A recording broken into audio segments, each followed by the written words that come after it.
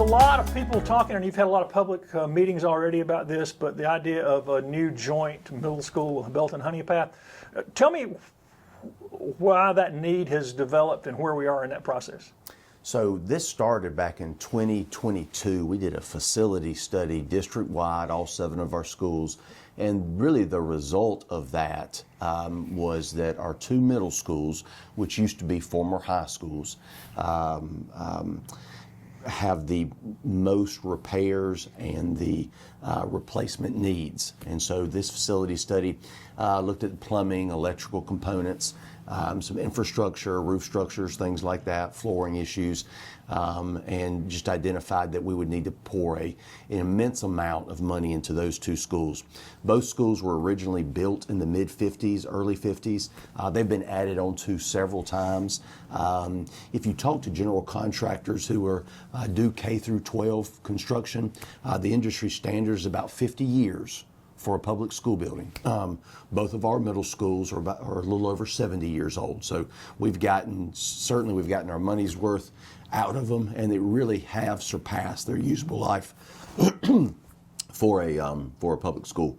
You mentioned electrical. I mean, just the needs of a school in 1955 and then 2025, there was probably, most of those rooms probably have one outlet, and most of them do. At Belton Middle School, the whole main building core is originally 1950. Honea Path Middle School, there's a smaller square footage compared to Belton Middle School of 1950 square footage, and that's because in the mid-80s we demolished half of that school because it was no longer suitable to do school in, and we replaced it with kind of the main core of the building that is there now. So back in the 80s, you know, the original part of that school was deemed not suitable for instruction, but we're still using the gym, which dates back to the 50s, and then the 2-story portion. Well, the 80s are 40 years ago now, too. We don't think about the 80s being that distant. And yes. How many kids are at each school? We have a little over 500 at Belton Middle School, and then about 250 at Honea Path Middle School. If a referendum is passed successfully and our community has a desire to build a unified middle school, we would build it to have the capacity for about 1,000 students to accommodate future growth. And when is that referendum planned? Currently, we're planning on a special election in the spring. Part of the purpose of our town hall meetings, one was just to share information. So we shared with our community the results of the facility study. We did an overview of the district just so they would kind of get a sense of what kind of, those especially parents or adults without children, kind of what kind of district we are. And then we talked about funding, which if you're not a school person, you know, public school funding is kind of a unique thing. And then we shared with them, these are the options that any school district has when needing to do significant capital improvements. The state does not provide any funding at all for facilities for public schools. That's not unique to Anderson 2. They don't provide it for any of the public school districts. Would long-term, though, if it's approved by your voters, would it save money long-term to get this unified building? Long-term, building a unified middle school would definitely save money as opposed to putting it off. As with anything that you're purchasing, building a unified middle school now would be much cheaper than building one in 15 years, just because construction costs never go down. And that's if we didn't spend any money on the middle schools repairing them. We don't have that luxury. We're going to have to make some, if we do not build a unified middle school, we're going to have to make some significant repairs to both middle schools. One of the things that came out from the town hall meetings is a desire to see specific line item costs for the repairs that those schools are going to require if we stay in them. And so we're going to do a more in-depth facility study just so we can provide that information to our community and to see exactly what each repair will cost, what will be the timeline of making those repairs, and actually having a expert share, what that would look like living in those middle schools while that construction was ongoing. It'll certainly displace students if we have to do that, and that could mean either bringing in mobile units to house students while we're making those repairs, or perhaps moving students into a gymnasium or a cafeteria while we're making those repairs. Just doing that while you're doing school would be very challenging for our middle schools, and it would go on for quite some time. It's not something we could just do over the summer. It would be a multi-year repair project for both middle schools. What could you offer at a unified middle school that you'll never be able to offer in repairs at the old schools? What would be some of the benefits and some of the upgrades people would see? Well, some of the upgrades, just with new construction, the addition of natural light in a building, I think it rings true with most folks that the more interaction you could have with nature, with outside, with natural light, that's very positive. With a unified middle school, you're able to offer more programs that you cannot sustain at two middle schools, and so being able to offer foreign languages, advanced computer classes, Project Lead the Way, which is a pre-engineering program, more advanced courses in that, coding, more resources in our ag program.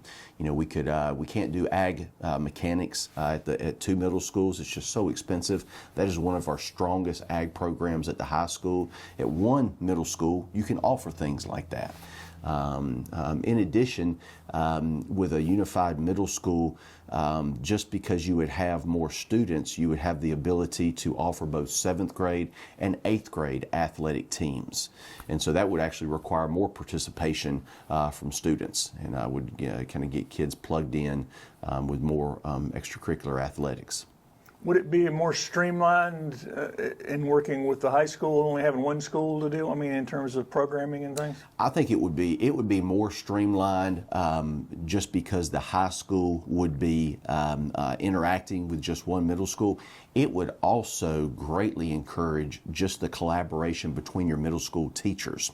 So one of the things that our district has been very focused on these last 4 years is establishing a professional learning community culture in our district. And so when I talked to our parents at the town hall meeting, I shared with them that there's nothing special about a school that has a half dozen or 10 excellent teachers. Every school has that. What's really special is when you create a professional culture in your school so that all of your teachers each has a very specific thing they're very good at, and them sharing those instructional strategies that are effective with each other so it benefits all of the classroom. That's pretty special. There really is. And so with the unified middle school, you would be able to have those middle school teachers collaborate just because they're living in the same school, whereas now they're separated. So, speaking of teachers, what kind of feedback have you gotten from the teachers at the two schools about the idea? This week, all of our teachers are meeting with our architect who took them on a tour at the 1st of January of a new middle school, and they're gathering input. And a lot of the feedback has been very exciting about an opportunity to kind of be in a facility that will have more space, that'll have more room, that'll have more collaborative learning spaces to be able to take students, just a more open floor plan, more natural light, just modern security features that a new school has that old schools you never anticipated that you need. Everything from protective exterior glass to door sensors to let you know if a door is ajar. And then having access controls to your door, so teachers would actually use a card to access to get into the school as opposed to keys, which can be lost, and which creates an unsecure environment. And I guess people, it's some of it's nostalgia that I went to this school, I wanted to survive. Remind me when the high schools merged. The high schools merged in the late 60s, I think 1966. And then, and I would say, Greg, and I think everybody in our community would agree, the merging of those high schools had the most positive unifying effect in our community compared to anything else. Just having BHP, the Unified Middle School, is just something that all of our community can rally around and be proud of. And we would be able to do this at the middle school level. One of the things that is one of my favorite parts of the year is the last football game, middle school football game we have. It's against Belton Middle School and Honea Path Middle School. And when the game is over, both coaching staffs bring all of those football players together in the middle of the field, whichever field is hosting it that year, and they look at the boys and say, now we're all Bears. Now we're all together. And the kids are just hungry for that unification. So it would be exciting to do that at the middle school level. And so you mentioned earlier that having them unified will allow for more teams. Nobody will lack of opportunity to participate. There'll be more teams, and yes, sir. Yep. You're having a 7th and 8th grade, so kids will still get to participate. They won't be left out because there's only one school. Is that right? Absolutely, absolutely. There has to be more of a need to participate, and we'd be able to have more competitive teams. Which would be exciting. Currently, we don't have spring sports at our middle schools, but with a larger student body, you could even offer spring sports at the middle school level. Right now, they have to play at the high school. All right. So what are the next steps going forward on this proposal? Well, currently, because of the input that we've gotten from our town hall meetings, we're going to get a more in-depth facility study to look at the infrastructure, plumbing, electrical components, roofing systems, and actually get a price for each one of those projects as well as a timeline. We're going to take that information and share that with all of our stakeholders, and then the board will decide fairly soon when we desire to vote on a resolution for a referendum. And if people have questions or want to find out more about the whole concept, for instance, I'm going to ask that question last. Do you have a site location chosen? Yes, sir. So the district owns the property behind Belton-Honea Path High School, and so that is where the new Unified Middle School, if our voters approve it, will be. And if people have questions or want to find out more information, what's the best place for them? How can they find out more about what's going on with this, or when the meetings are, or those things? So if on our school district website, there's a link, Building for Tomorrow, and that has the presentation for the town hall meetings. Actually has a video of one of the town hall meetings, and has frequently asked questions, and then a footprint of a tentative Unified Middle School.